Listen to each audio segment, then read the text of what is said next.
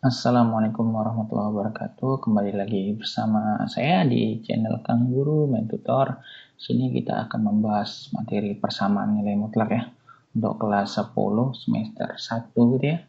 Nah, sebelum kita masuk ke persamaan nilai mutlaknya, kita bahas dulu nih prasyaratnya. Apa itu prasyaratnya? Persamaan linear satu variabel gitu ya. Persamaan linear satu variabel ini bentuk umum gimana? Ada yang ingat nggak? Oke, ini kita AX tambah B sama dengan C gitu ya, dimana A nya itu nggak boleh sama dengan 0. Kenapa nggak boleh sama dengan 0? Kalau 0 dikalikan X berapapun tetap 0 gitu ya. Nah, jadinya nanti B sama dengan C, udah bukan persamaan linear lagi, makanya A nya itu tidak boleh sama dengan 0, dan X nya itu adalah variabel. Oke ya. Ini kita kurungin dulu. Oke, nah kita buat dulu contoh. Oke ya, contohnya gimana? Nah, misalkan yang pertama nih, kita punya X kurang 15 sama dengan 12. Kira-kira berapa lah nih X-nya gitu ya? Ya udah, gini ya. Kalau misalnya ini X kurang 15, pindahkan aja ini minus 15-nya ini ke kanan gitu ya. Berarti apa? X sama dengan 12 ditambah 15. Ya, kenapa? Ini negatif pindah ke kanan jadi positif ya. Begitu juga sebaliknya. Kalau dia positif pindah ke kanan jadi negatif. Nah, ini jadi X-nya berapa? Ya udah 12 tambah 15 sama dengan 27 gitu ya. Oke, di contoh yang pertama. Nah, yang kedua, contohnya misalnya kita punya 3X kurang 3 sama dengan X ditambah 5. Nah, lo ini gimana? Ya, sama aja, yang tidak punya X kita pindahkan ke kanan, yang punya X kita pindahkan ke kiri gitu ya. Nah, berarti jadinya apa nih? 3X pindahkan. Ini X-nya positif, pindah ke kanan jadi negatif. Berarti dikurangi X gitu ya. Sama dengan, yang di sini yang tetap apa? 5, tulis 5 gitu ya. Baru negatif 3 pindah ke kanan jadi positif 3 gitu. Berarti 3X kurang 2X, 3 pisang goreng dikurangin 1 pisang goreng, jadinya ya 2 pisang goreng. Ini jadi 8. 2X sama dengan 8, maka X-nya sama dengan 8 per 2. Berapa tuh? Ya udah, X-nya sama dengan 4 gitu ya. Nah, contoh lagi yang ketiga. Apa lagi?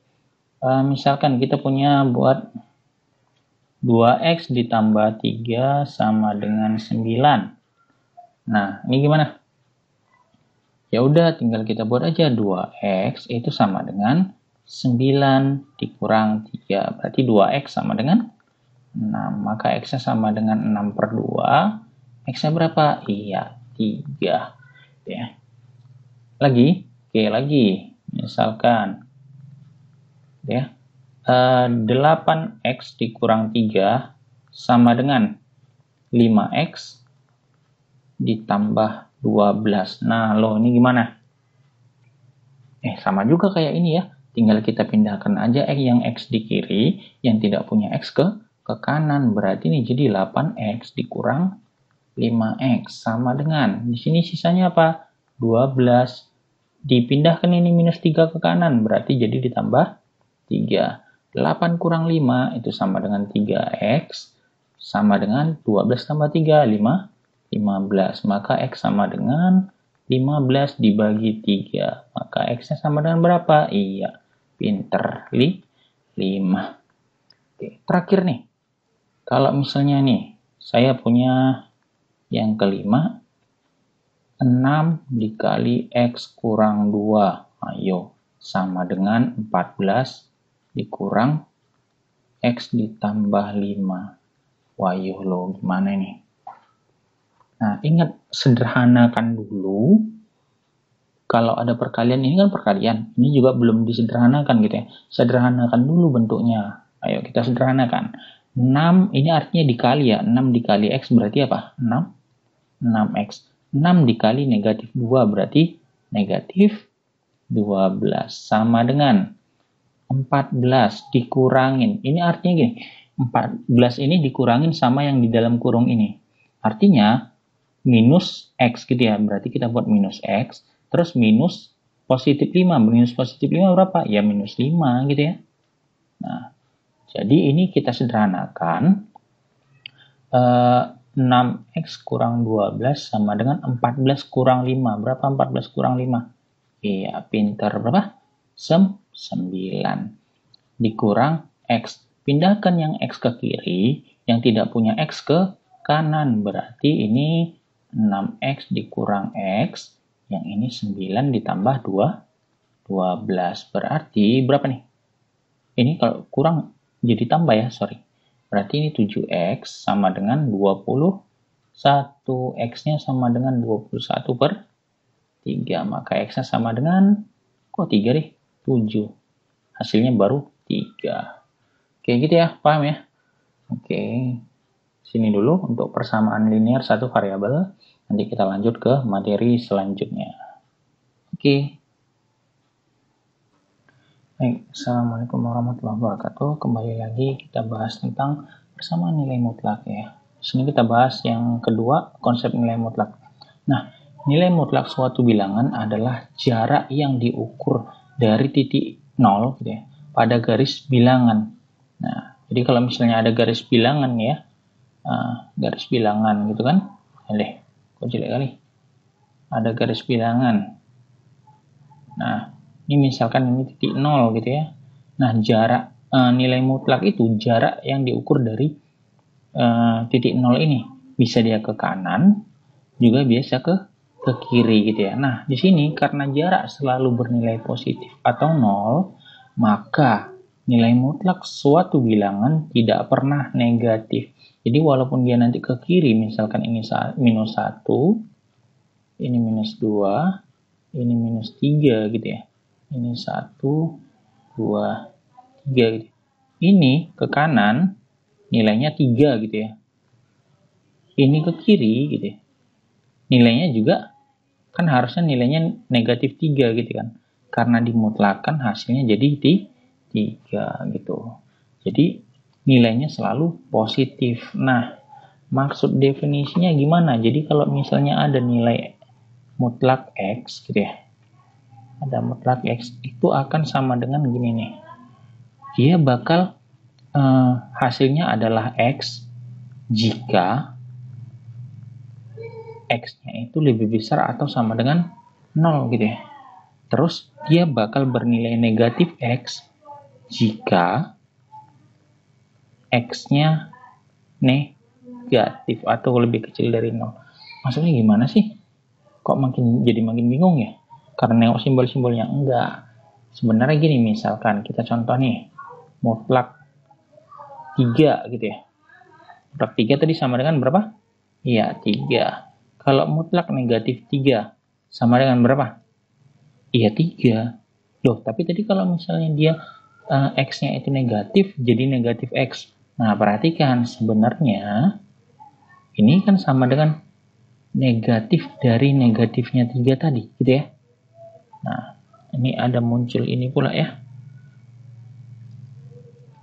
Negatif dari negatif 3 tadi, berapa? Ya udah, sama dengan 3, gitu ya. Contoh lagi, kalau mutlak dari berapa? Mutlak dari minus 5. Ini berapa? Ya udah, negatif dari negatif 5 sama dengan berapa? Ya 5 gitu ya.